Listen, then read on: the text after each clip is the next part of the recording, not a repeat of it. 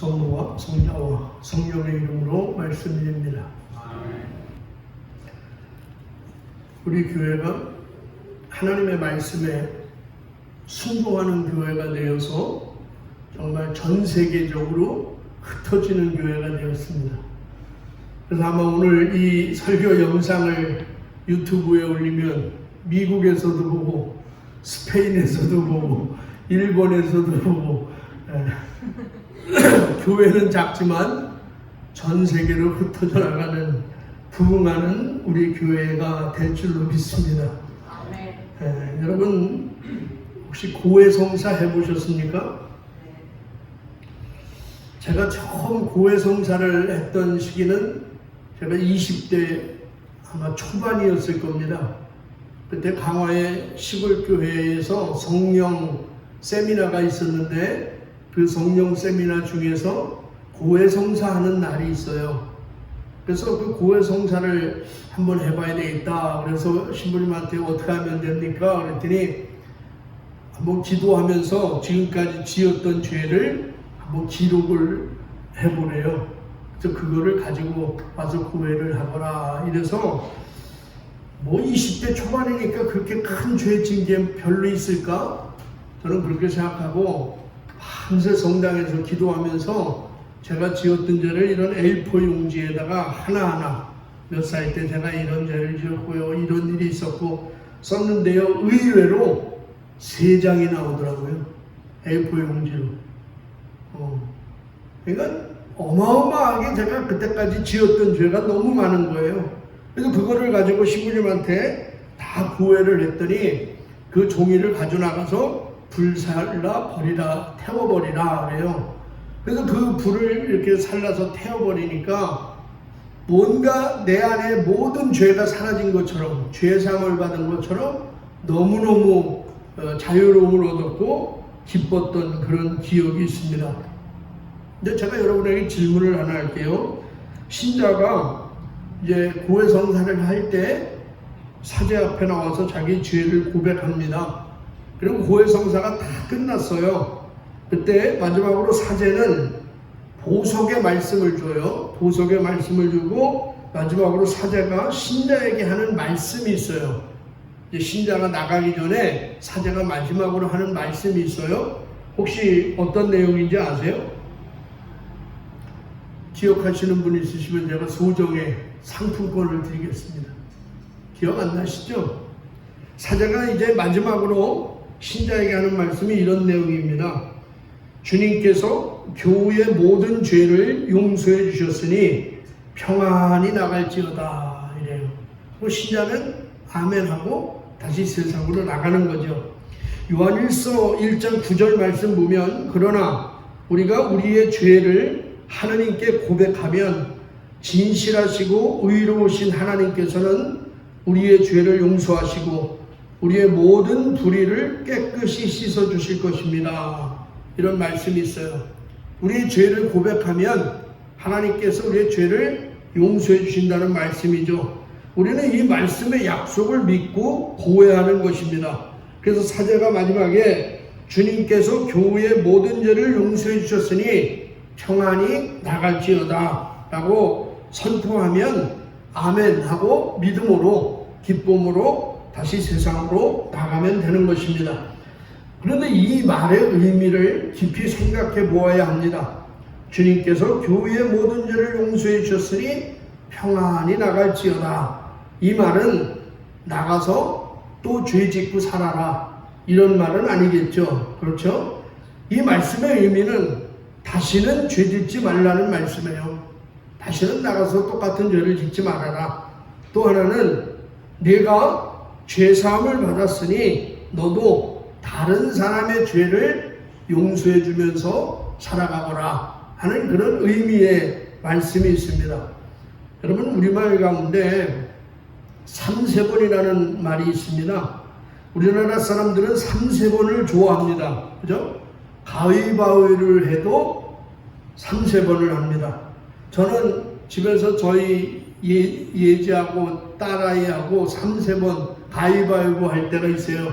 언제냐면 텔레비전 리모컨을 갖고 방송을 선택할 때 가위바위보 정당하게 합니다. 또 근데 설거지 할 때도 가위바위보 꼭 3번을 해요. 씨름도 거의 3번 하잖아요. 3, 4번 합니다. 근데 왜 그럴까? 왜 3, 4번을 할까? 이건 전적으로 제 생각입니다만 아마 그렇게 하지 않으면 아쉽기도 하고 한 번으로 결판 나면 아쉽기도 하고 또 우기는 사람도 있어요. 우기는 사람도 있어요. 그래서 또 싸움도 벌어질 것 같아. 그래서 3, 4번 하는 게 아닐까? 뭐 그런 생각을 해봐요. 그래서 예전에 부모님들이 아침에 아이들 깨울 때도 꼭 3, 4번 이걸 사용합니다. 야, 일어나. 빨리 늦었어. 빨리 일어나서 학교 가. 빨리 일어나. 근데 아이들이 피곤한데 일어납니까? 안 일어나잖아요. 그러면 최종적으로 아버지가 통보를 하죠. 뭐라 해요? 셋 동안 일어나. 하나, 둘, 셋 이렇게 3번을 세주잖아요. 이게 얼마나 인간적이요. 그죠? 인간적이잖아요. 왜냐하면 한 번 하고 일어나. 한 번 하고 안 일어난다고 물을 확 갖다 부어봐. 싸움 나죠. 3, 4번입니다. 우리는 3이라는 숫자를 이 한계 숫자로 보고 있는 것 같아요. 그럼 유대인들의 한계 숫자는 몇일까? 유대인들 역시 3, 4번입니다. 그래서 당시 랍비들은 형제가 잘못해서 회개하면 3번까지는 용서해 주어라. 이렇게 이야기를 하고 있어요.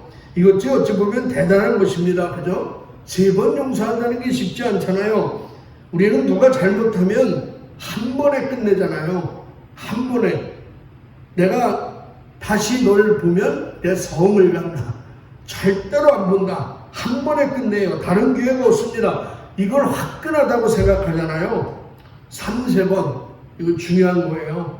오늘 본문을 보시면 베드로가 주님께 이렇게 질문을 해요. 21절 보시면 그때에 베드로가 예수께 와서 주님, 제 형제가 저에게 잘못을 저지르면 몇 번이나 용서해 주어야 합니까? 7번이면 되겠습니까? 하고 묻자 이래요. 그러니까 지금 베드로는 3번도 아니고 몇 번이요? 7번이나 용서하겠다고 하니까 이건 대단한 믿음 아닙니까? 대단한 거예요. 사실은 지난 주일날 여러분 복음을 혹시 기억하시죠? 지난 주일날 형제가 나에게 잘못하면 교회에서 어떻게 해야 되느냐 뭐라 그랬어요? 소문내지 말고 혼자 찾아가서 형제의 잘못을 다 일러주고 그래도 안 되면 한두 명의 증인을 데리고 가서 또 다 일르고 그래도 안 되면 교회의 지도자들에게 알려라 이렇게 말씀하셨어요. 그런데도 또 잘못을 합니다. 또 잘못을 해요. 그러면 언제까지 교회 안에서 용서해 주어야 하느냐 하는 질문입니다. 주님은 이러한 베드로의 질문에 무엇이라고 말씀하시죠? 22절 보시면 예수께서는 이렇게 대답하셨다. 7번뿐만 아니라 7번씩 70번이라도 용서하여라 이랬어요. 무슨 의미예요? 뭐 7, 49, 490번 용서하라는 말씀이에요? 그건 아니잖아요. 무슨 말씀입니까? 용서의 한계를 정하지 말라는 거예요. 용서의 한계를 정하지 말라. 나는 적어도 나에게 실수하는 사람은 난 3번 정도는 용서할 수 있어.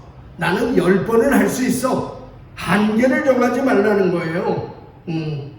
나는 어떤 것은 용서할 수 있고 어떤 것은 용서할 수 없어. 정해놓지 말라는 거죠. 베드로는 용서의 한계나 조건을 지금 묻고 있지만 예수님은 용서하는데 한계를 정하고 조건을 달면 그것은 진정한 용서가 되지 못한다는 것입니다. 그러니까 다시 말해서 예수님의 말씀은 매일매일 순간순간마다 너희는 용서해야 된다는 말씀이에요. 왜 그런지 아세요? 우리도 매일매일 또 순간순간마다 우리도 죄를 짓기 때문에 하나님한테 우리도 또 용서받아야 할 사람이기 때문에 용서도 매일 해야 한다는 것입니다. 그런데 오늘 본문에서 중요한 것은 이겁니다. 누가 나에게 잘못했느냐 하는 거예요. 누가 나에게 잘못했어요? 지금 베드로가 예수께 묻는 것은 모르는 사람, 나와 먼데 있는 사람의 문제가 아니라 형제입니다. 형제. 지난주에도 말씀드렸잖아요. 형제가 잘못하는 거예요. 나와 가까운 사람이야. 매일 보아야 하는 사람이에요. 교인입니다. 이게 힘든 거죠. 그죠? 교회 안에서 서로 갈등이 생기면요, 이럴 때 교회를 옮길 수도 없어요. 옮기기도, 다른 교회로 가야 되나? 고민도 해봐요. 그런데요, 옮겨도 그런 분이 또 그 교회에 있거든. 어디 가나 그런 사명이 있는 분은 또 있어요. 이게 정말 괴로운 일이죠. 예수를 안 믿을 수도 없고, 절로 갈 수도 없고, 이게 참 고민입니다. 만약 나와 상관없는 사람이 나에게 잘못을 했다면 이건 별 문제가 안 돼요. 얼마든지 용서할 수 있죠. 예를 들어서 길을 가는데 누군가가 나를 험담을 해요. 뒤에서 저를 욕을 해요. 잘 모르는 사람이야. 그럼 얼마든지 우리는 용서할 수가 있어요. 무시하고 가면 되죠. 안 보면 되죠. 또 만날 사람이 아니니까 별 문제가 안 돼요. 여러분, 모르는 사람 용서하는 것은 쉽습니다. 그렇죠? 모르는 사람 용서하는 건 쉬워요. 그런데 문제는 아주 가까운 형제라는 것이죠. 우리가 인생을 살다 보면 깨닫게 되는 것은 뭐냐면, 시험도 상처도 가까운 사람에게서부터 온다는 거예요. 먼데 있는 사람이 나한테 시험 주질 않아요. 그죠? 먼데 있는 사람이 뭐라 해도 내가 시험에 들질 않아. 가까운 사람이 나에게 시험을 주고 상처를 줘요. 나를 가장 잘 아는 친구가 배신을 해. 그럴 때 가슴이 아픈 거잖아요. 믿었던 사람이 어느 날 사기를 쳐요. 저도 사기 많이 당해봤지만 친한 사람이 사기쳐요. 모르는 사람이 사기치지 않습니다. 이것이 정말 힘들고 아픈 거예요. 그래서 가까운 사람한테 잘해야 돼요. 가까운 사람, 그죠? 아내하고 일단 남편한테 잘하세요. 사기칩니다. 잘하셔야 돼. 가까운 사람을 조심해야 되고요. 또 가까운 사람한테 상처를 받았다면 빨리 용서하는 게 좋아요. 그게 정말 현명한 겁니다. 형제가 나에게 잘못을 하면 몇 번이나 용서해 주어야 합니까? 베드로의 이 질문에 예수님은 1만 달란트 빚진 사람의 비유를 들어서 설명을 하십니다. 1만 달란트 빚진 사람이 있었습니다. 신약 성경 시대 때는 이스라엘이 로마의 지배를 받던 시대입니다. 그래서 화폐도 이스라엘 화폐와 로마 화폐가 같이 쓰이던 그런 때예요. 그래서 이스라엘 화폐는 우리가 뭐라고 부르냐면 세겔이라고 불러요. 세겔. 성경에 세겔이라고 나올 때 있고 또 다른 용어로 나올 때 있잖아요. 이스라엘 화폐는 세겔이라고 부르고 지금까지 그 이름으로 쓰입니다. 로마 화폐는 데나리온, 달란트 이런 용어로 쓰입니다. 그러니까 1데나리온은 어느 정도의 액수냐면 당시 노동자 한 사람이 하루 일당이에요. 하루 품삯. 그러니까 노동자 한 사람이 예를 들어서 오늘날로 얘기하면 10만 원이든 20만 원이든 받는 그 하루 품삯이 1데나리온입니다. 만일 당시 노동자 한 사람이 10만 원을 받았다면 1데나리온은 10만 원 정도가 되는 것이죠. 그런데 그렇다면 1달란트는 어느 정도에 쓰냐면 이 데나리온이 6,000개가 모여야 1달란트가 되는 거예요. 6,000개. 그러니까 얼마예요? 1데나리온을 요즘으로 얘기하면 10만 원 정도로 값어치를 치면 1달란트는 어느 정도 되는 거예요? 6,000개를 곱하면 6억 정도 되는 거예요. 6억 정도. 그러니까 지금 1만 달란트라는 이 액수는 그럼 얼마예요? 6조 원 정도 되는 거죠. 그죠? 6조 원 정도 되는 거예요. 1만 달란트가. 그러니까 1만 6조 원의 빚을 진 사람이 있는 거예요, 지금. 여러분, 6조 원을 갚으려고 해보세요. 저 같은 사람은요, 이 돈을 갚으려면 수천 번 환생을 해야 돼. 죽었다 깨어나고 죽었다 깨어나고 수천 번 환생을 해도 이 돈을 갚을 방법이 없어요. 그러니까 인간의 힘으로 갚을 수 없는 금액을 말하는 거예요. 너희가 아무리 노력해도 이 돈을 갚을 수 없는 금액이에요. 그래서 25절 보세요. 그에게 빚을 갚을 길이 없으므로 왕은 내 몸과 내 처자와 너에게 있는 것을 다 팔아서 빚을 갚아라고 하였다. 이래요. 갚을 길이 없는 거예요 지금. 여러분, 갚을 길이 있으면 별 문제가 안 되잖아요. 갚을 길이 있다는 거는 희망이 있다는 거잖아요. 근데 갚을 길이 없어. 부인도 팔아야 되고 자식도 노예로 팔아야 돼요. 집도 팔아야 되고 차도 팔아야 돼요. 그래도 갚을 방법이 없어. 어찌할 방법이 없어요. 유일한 방법, 이 1만 달란트의 빚에서 해방되는 유일한 방법은 딱 한 가지예요. 뭐예요? 죽어야 해결되는 거예요. 이 사람이 죽으면 끝나는 거예요. 그런데 내가 죽지 않고 이 문제를 해결할 유일한 방법이 있어요. 여러분, 마찬가지예요. 우리 죄의 문제를, 저와 여러분의 죄 문제를 해결하는 방법은 내가 죽는 것뿐이 없어요. 죽어야 해결돼. 근데 죽지 않고 해결되는 방법이 있다니까요. 그게 뭐예요? 26절, 27절 한번 보시죠. 이 말을 듣고 종이 엎드려 왕에게 절하며 조금만 참아주십시오. 곧 다 갚아드리겠습니다 하고 애걸하였다. 왕은 그를 가엾게 여겨 빚을 탕감해주고 놓아보냈다 그랬어요. 그러니까 해결 방법이 있어요. 뭡니까? 첫째는 엎드려서 애걸하는 거예요. 주님, 나를 불쌍히 여겨주십시오. 주님, 나를 불쌍히 여겨주세요. 애걸하는 방법 외에는 없어요. 그런데 여러분, 애걸한다고 해결됩니까? 안 돼요. 애걸한다고 해결되는 게 아니에요. 두 번째 뭐예요? 왕이 가엾게 여겨주는 거예요. 불쌍하게 여겨서 탕감해주는 방법이에요. 애걸해도 안 되고 어떤 방법을 해도 안 돼. 왕이 불쌍히 여겨서 가엾게 여겨서 탕감해주는 것 외에는 방법이 없어요. 이거를 우리는 뭐라고 얘기하냐면 은혜다 이렇게 표현하는 거예요. 은혜다. 은혜가 뭐예요? 원인은 없는데 결과만 있는 게 은혜라 그랬잖아요. 그죠? 은혜는 나에게 원인이 없어. 받을 자격이 있어서 받으면 은혜가 아니죠. 당연히 받아야지 그거는. 나에게 받을 자격이 없어요. 거저 받는 게 은혜예요. 받을 자격도 없고 줄 의무가 없는데 주고받는 것이 은혜예요. 우리는 구원을 은혜로 받았다 아니잖아요. 그게 은혜라고. 생각해 보세요 여러분. 왕이 가난한 종에게 1만 달란트나 줄 의무가 있어요 없어요? 의무가 있습니까 없습니까? 없어요.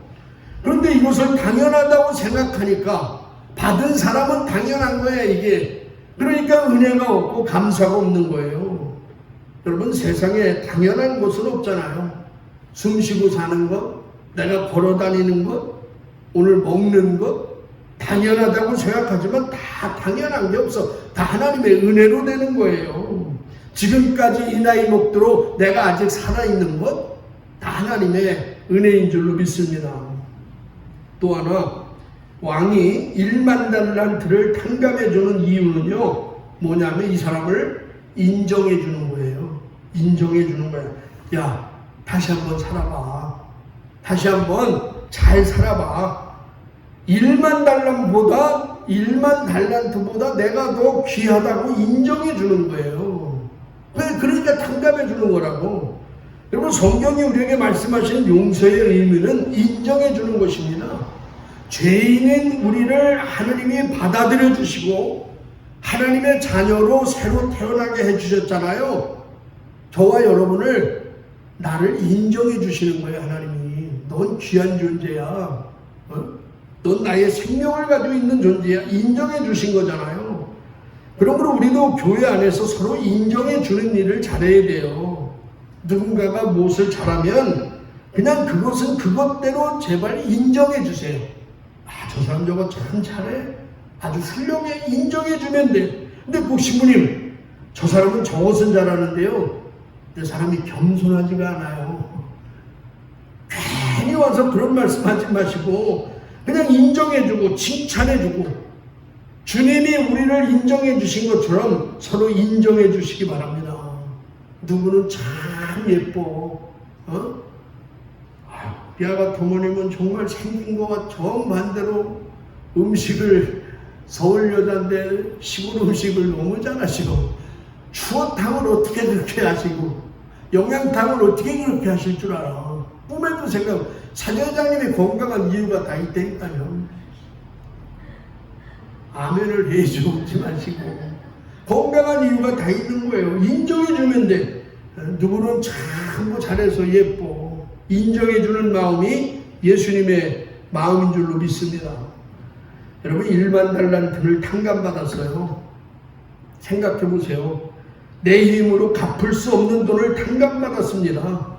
처자식은 지킬 수가 있어요. 얼마나 신나고 기쁘겠습니까? 하늘을 나는 기분이겠죠. 그죠? 하늘을 나는 기분이죠. 그럼 어떻게 살아야 돼요? 어떻게 살아야 됩니까? 잘 살아야죠. 은혜를 갚는 심정으로 살아야죠. 그런데 사람은 그렇지 않다는 겁니다. 28절, 30절 한번 보실까요?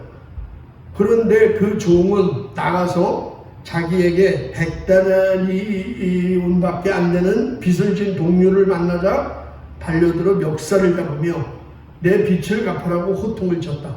그 동료는 엎드려 꼭 갚을 테이니 조금만 참아주게 하고 애원하였다. 그러나 그는 들어주기는커녕 오히려 그 동료를 끌고 가서 빚진 돈을 다 갚을 때까지 감옥에 가두어 두었다. 이 사람은 어떻게 살았어요? 자기에게 100데나리온 빚진 사람이 있어요. 100데나리온은 아까 일당을 10만 원씩 치면 얼마예요? 100일 일해서 버는 돈이야. 그러니까 1000만 원 정도 되는 거죠. 자기는 6조 원의 돈을 탕감받은 사람이 1000만 원 빚진 사람을 보고 그걸 안 갚은다고 멱살을 잡았대. 멱살.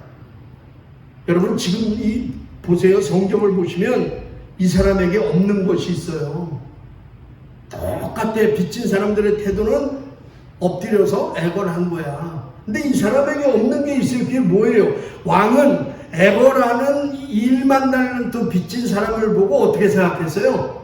가엾게 여겼어요.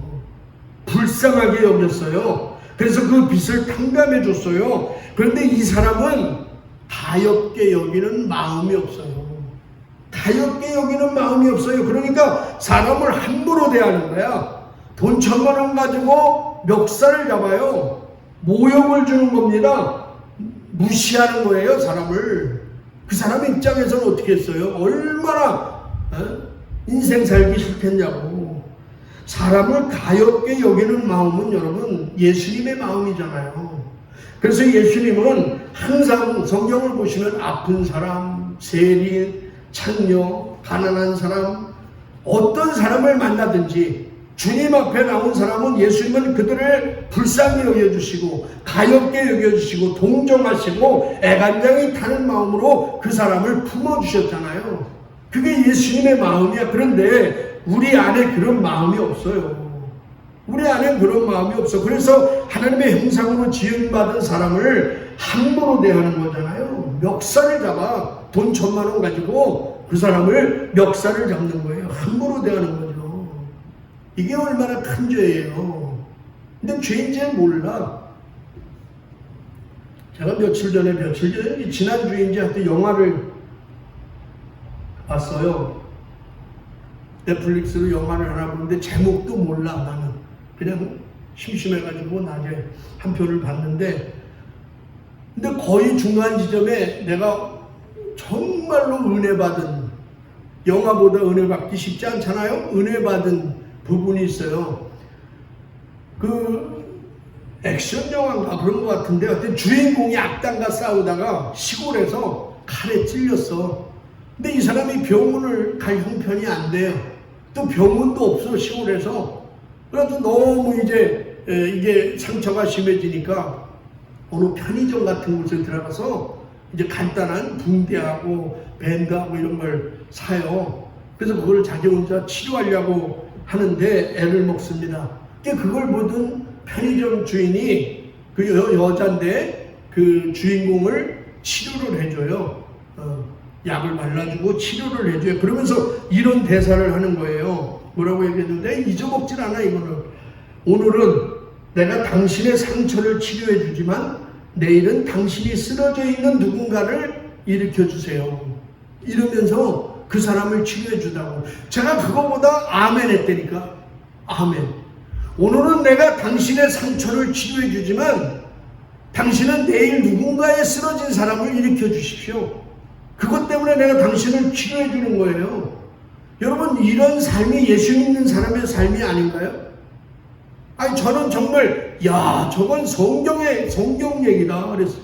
내가 누군가에게 은혜를 받았으면 다른 사람에게 갚아야죠.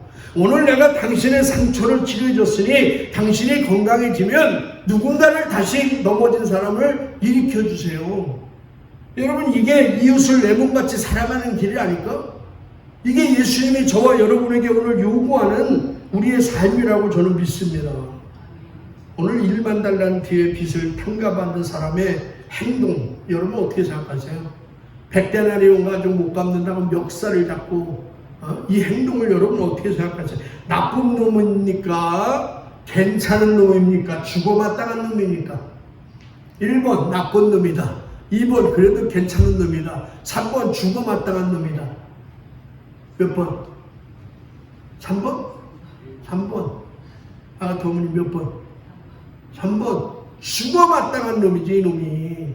어떻게 그럴 수 있냐고. 그런데 여러분, 지금 이 사람은 누구를 이야기하는 걸까요? 죽어마땅한 놈인데 누굴 이야기하는 걸까요? 옆 사람입니까? 아니죠. 아닌 거 알죠? 누굴 얘기하는 거예요, 이 사람이? 바로 나를 얘기하는 거예요. 바로 나를 얘기하는 거 아니에요? 하느님에게서 은혜 받은 너희가 지금 그렇게 살고 있다는 거잖아요. 하느님 앞에서 죄 사함을 받고 구원받은 너희가 1만 달란트의 그 죄, 내 처자식을 팔아도 해결할 수 없는 그 무거운 죄의 문제를 용서받은 너희가 그렇게 살고 있다는 거예요. 죽어마땅한 놈이랬잖아. 사람을 함부로 대하고 멱살을 잡고 은혜를 잃어버리고 사는 것이 바로 누구다? 오늘 나다, 이거야. 내 문제라는 거예요. 여러분, 이 세상에서 빚 없이 사는 사람은요, 단 한 사람도 없어요. 회장님도 빚이 있어요? 얼마나 다행인지 몰라. 난 나만 있으면 얼마나 외로워. 세상에 빚 없는 사람은 없어요. 지금 저 빚 없는데요? 누가 그 돈 얘기하는 거야? 그거 아니거든. 이거 본문에 나오는 두 사람도 다 빚을 지고 사는 사람이잖아요. 한 사람은 1만 달란트의 빚을 지었고 또 한 사람은 100데나리온의 빚을 지고 사는 거야. 다 빚 지고 사는 게 인생입니다. 이 말은 원래 사람은 혼자 살 수 없는 존재라는 거예요. 그죠? 혼자 살 수 없어요. 다른 사람의 도움을 받아야 사는 존재입니다. 그래서 사람들에게는 내가 뭐라 그랬어요? 다 은인이 있다 그랬잖아요. 다 은인이 있는 거야. 오늘 내가 이 자리에 있는 나의 모습, 여기까지 오는 동안에 수많은 은인이 있잖아요. 나에게 어려웠을 때 도움 주신 분이 있잖아. 나를 위해서 기도해 주신 분이 있잖아요. 나를 전도해 주신 분이 있잖아. 나에게 복음을 전해주셔서 나를 구원시켜 주신 분이 있다고요. 그 사람들이 다 우리 인생의 은인이잖아. 네? 그게 빚이죠. 그게 빚이라고. 그래서 사도 바울도 뭐래? 나는 빚진 자의 심정으로 산다니잖아요. 이게 사람이 은혜 받으면 은혜 받을수록 내가 나 혼자 사는 게 아니구나. 내가 오늘 여기 이 자리까지 올 수 있도록 누군가가 나를 위해서 울어줬고 기도해 주었구나. 그런 빚진 자의 심정으로 사는 게 바로 은혜 받은 사람의 삶이에요. 여러분들, 주님이 나를 어떻게 용서해 주셨는지 기억하며 살기를 바랍니다. 35절 말씀 한번 보시죠. 예수님께 이렇게 말씀하세요. 같이 볼게요. 시작. 너희가 용서하지 않으면 하늘에 계신 네 아버지께서도 너희에게 이와 같이 하실 것이다. 여러분, 진심으로 용서한다는 건 뭘까요? 그리고 진심으로 용서하는 게 있으면 진심으로 용서하지 않는 용서도 있다는 거잖아요. 그죠? 진심으로 용서한다는 건 뭐고 진심으로 용서하지 않는다는 건 뭐야? 우리는 늘 머리로 생각으로만 용서해요. 난 저 사람 용서했어. 내가 참지. 아니 난 다 잊었어. 아니 난 괜찮아. 그러면서 속에서는 묶어놓고 살아. 생각으로는 용서가 됐는데 내 마음속에서는요 그 사람을 그냥 묶어놓고 살아. 여러분, 형제를 진심으로 용서한다는 것은 그의 모든 것을 받아들이는 거예요. 예수님이 저와 여러분을 받아주셨듯이, 받아들여 주셨듯이 우리를, 그 사람을 받아들여 주는 거예요. 예수님은 우리의 잘못과 우리의 죄와 쟤는 뭐를 잘해 인정해 주는 것도 있고 쟤는 뭐가 약해 다 알잖아요. 그 상대방의 빛과 어둠을 우리가 다 볼 수 있을 때 그때 진정한 용서가 가능한 거예요. 그때부터 그 사람을 가엾게 볼 수 있는 마음이 생기는 거예요. 왜? 그 사람의 어둠을 나는 아니까. 그 사람의 빛도 아니까. 그때부터 가엾은 마음도 들어. 왜 저 사람이 저렇게 잘못하는지가 보이는 거야. 그게 가슴 아파지는 거죠. 그런 마음을 가지고 그때부터 살 수 있는 거예요. 왜 그렇게 살아야 되느냐? 근데 왜 우리가 용서하면서 그런 마음을 가지고 받아들여지고 살아야 되느냐? 오늘 서신 말씀 로마서 14장 10절 12절 말씀이 이렇게 말씀해요. 그런데 10절, 어떻게 우리가 형제를 심판할 수 있으며 또 멸시할 수 있겠습니까? 우리는 다 하나님의 심판대 앞에 설 사람이 아닙니까? 그래서 12절, 그때에 우리는 각각 자기 일을 하나님께 사실대로 알게 될 것입니다. 그렇습니다, 여러분. 언젠가 저와 여러분은 주님 앞에 설 날이 와요. 이걸 부정할 수는 없잖아. 그죠? 주님의 심판대 앞에서 설 날이 오고요. 그 앞에서 우리가 한 일을 사실대로 아랠 날이 온다는 거예요. 결산의 날이 온다는 거예요. 이것을 우리가 잊고 살면 안 돼요. 이걸 잊으면 안 돼. 언젠가는 그게 10년 후든 50년 후든 100년 후든 언젠가는 우리는 주님 앞에 설 날이 있고 내가 한 일을 사실대로 아뢰어야 할 때가 있다고. 그때 우리는 뭘 얘기할 거예요? 주님의 마음으로 내가 내 형제를 이렇게 받아들여줬고 용서했습니다. 주님의 마음으로 내가 사람들을 함부로 대하지 않고 내가 사람들을 가볍게 여겼고 사람들과 함께 평화를 이루었습니다. 할렐루야. 이런 말은 해야 될 거 아니에요. 이런 얘기를 하나님 앞에서 해야 될 날이 온다는 거야. 주님께서 교회의 모든 죄를 용서해 주셨으니 평안히 나갈지어다. 여러분, 늘 이 말씀 묵상하며 나도 다른 사람을 용서하며 하느님 나라에 동참하는 저와 여러분 모두가 되시기를 주님의 이름으로 간절히 축원합니다. 성부와 성자와 성령의 이름으로 말씀드렸습니다.